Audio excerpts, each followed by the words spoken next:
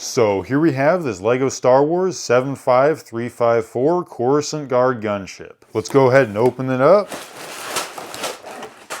Alright, as you can see, it came with 10 bags here, a single pretty thick instruction manual, and then this sheet of stickers that actually only has 4 on it. But anyway, this set looks super cool, so let me go ahead and build it, and then I'll get back to you with my review. Alright, there we go, I got it all put together. This thing was a pretty fun build, and it took just over 2 hours. And although a bit smaller than I was expecting, this is my first LEGO gunship, and I'm super happy with how it turned out. It has a decent 5 minifigure selection, and first we're going to start off with Commander Fox. It's really nice to finally get him in a set, but I think the execution is a bit lacking. It's not a surprise, but the waistcape is just printed on, and then the stripe at the top is way too small. Also, you might be able to tell that the white chest plate is actually slightly tinted pink. But anyway, next up is the Coruscant Guard, and you get 2 of these figures. They each come with a blaster, and I actually really like how these guys look. These guys have a lot of cool armor printing on them. They do have the holes in the side of the helmet for a rangefinder or a visor, which really aren't necessary, and I'd prefer without them, but it's definitely not as big of a deal as people are making it out to be. Next we got Padme in one of her Clone Wars outfits. She's just got this silver pistol here, pretty nice double-sided head, and then a hairpiece that works really well with this figure. And then next we got Chancellor Palpatine. You can see he just uses this dress piece here, and that's super cool. There's also printing on both sides, and he has a pretty nice double-sided head. Now moving swiftly along to the main focus of this set, the Coruscant Guard gunship. Now, like I said before, this is on the smaller side compared to previous gunships, but it still executed the look of the gunship really well, and I think it looks great. There's 2 ball turrets up front. The cockpits you can open and fit a minifigure in there really well. Of course, the control panels have a nice little print on them. Right behind that, there's a little handle, and this gives the ship a ton of swooshability. It's relatively balanced and is super sturdy. It's built really well. It is a little bit tight though. You can see my fingers are squished between both engines. And speaking of the engines, these things are built really well. They have a Technic pin that goes all the way through and then a smaller pin up front, so they stay together really well.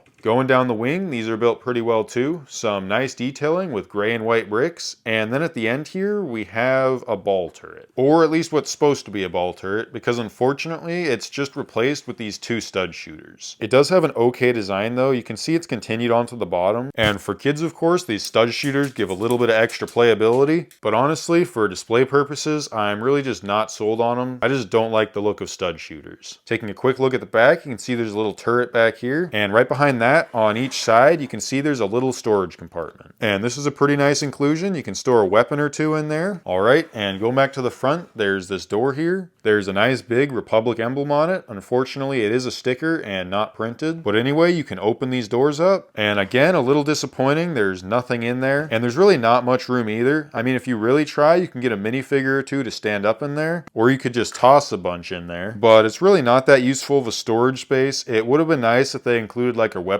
rack or something, just to fill it in and make it actually have a use. Anyway, behind that are these doors here. I really like the way they made the stripes on here. It just came out really well and is super clean. I'm not sure I'm sold on how they attach these window slit pieces though. You can see a lot of them are just attached with 1 stud, so they don't stay in place very well and are really easy to mess up. But anyway, to open these up, there's these 2 Technic pieces on each side, which make it really simple to open both of them at the same time. Now that it's opened up, we can get a better look at this interior, and there's really not much space in here. Without just piling them in there, you could maybe comfortably fit 10 minifigures, which really isn't that many. And not only is the space in there pretty small, but also these doors don't quite open up enough, so it can really be difficult to get figures all the way in there. Right behind those is this panel in the back that you can fold down. Unfortunately, it doesn't quite go all the way down, but you can still use it to load a speeder in here. And I do appreciate the accuracy of this Republic sticker on the back. Anyway, there's really nothing special about the bottom of this, just a bunch of flat panels, so that's about it. Like I said before, the minifigure selection in this is great, and I know LEGO wouldn't include this many clones in the same set, but it definitely should have had a couple more guards that you could stick inside here while also having a couple of them flying it. Or even if it was just a couple clone pilots.